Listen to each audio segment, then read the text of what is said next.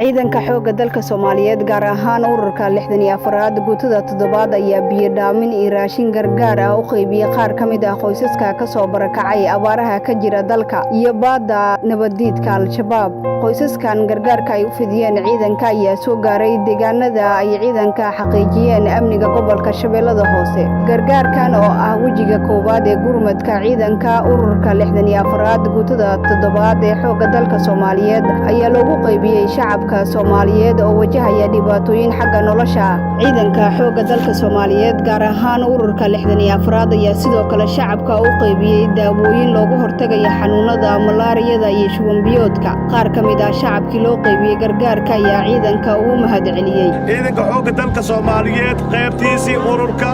64aad oo taliye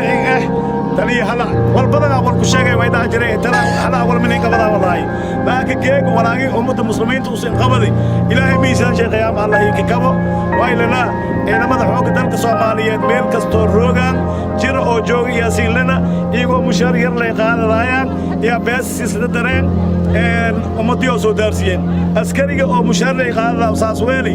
sidii ururka 64aad soo ku jawaab degdeg soo ku jawaabi hala iyo taliye ururada taliye hurmadiis iyo abaanduula oo ururka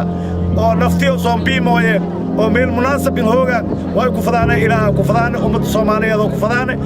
taliyaha ururka 64aad guutada 7aad qaybta 60aad ee ciidanka xoogga dalka Cali Cabdullaahi Halac ayaa sheegay in dadka ay gargaarka u fidiyeen ay iskugu jiraan dad ka soo barakacay dhibaatada nabadiidka Al-Shabaab iyo kuwa kale oo ay saameysay abaaraha ka jira dalka. sidoo kale taliyaha waxa uu sheegay in shacabkooda ay ugu deeqeen raashinkii garaam ahaan u haysteen ciidanka isagoona xusay in ciidanka ay u taagan yihiin badbaadinta shacabka.